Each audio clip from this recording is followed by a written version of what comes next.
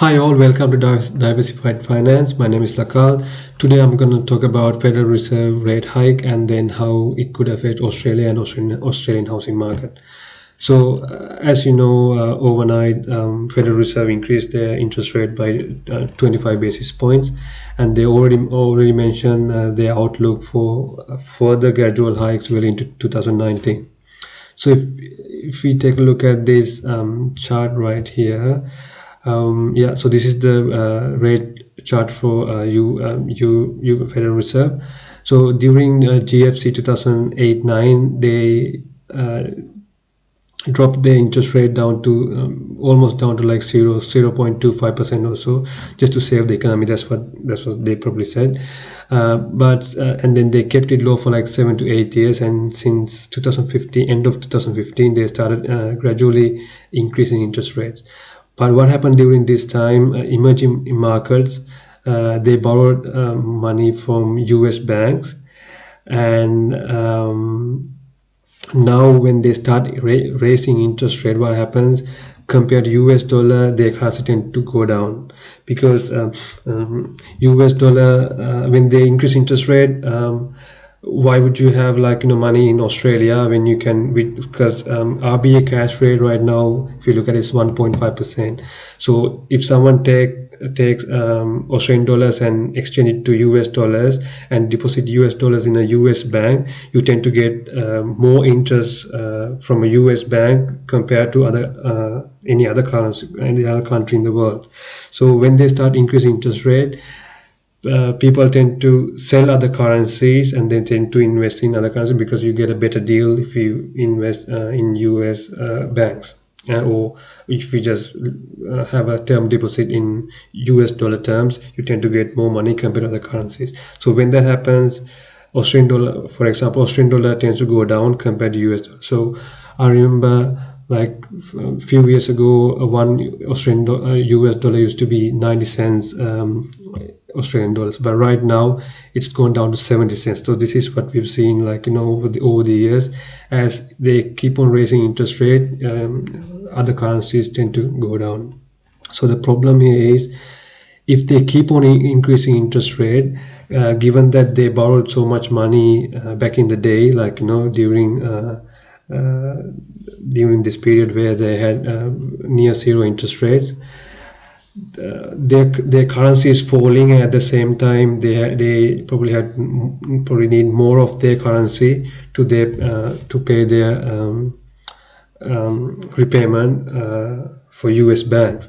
So this is going to bankrupt a lot of currencies, and this is not going to be a good thing for emerging markets. So if you look at here, this is not a up-to-date chart, this is only up to July. You can see a few countries like Sri Lanka is one of the worst, so better inform my parents about this. South Africa, we already heard about this, and then Argentina, they are already having a currency crisis. Turkey, their currency dropped probably 50 to 60% compared to US dollar. So one by one, we can see these currencies are falling, because people think it's better to sell their currency and then buy US dollars, given that the interest rates are rising in US. By end of the day, all the currencies, intrinsic value for all the currencies is zero. So yeah, at the moment US dollar could look like a safe haven, but I think it's short term. There'll be a day all these currencies going to go to zero, and that's when there'll be a lot of demand for Bitcoin and cryptocurrencies. Even in Turkey, during this recent downturn, they have seen Bitcoin volume gone up by 100%. So we can see people are, when people lose faith on their own currency, they look for other alternatives. So it could be Bitcoin, gold, and silver. So investing in these type of assets, it's not a bad idea.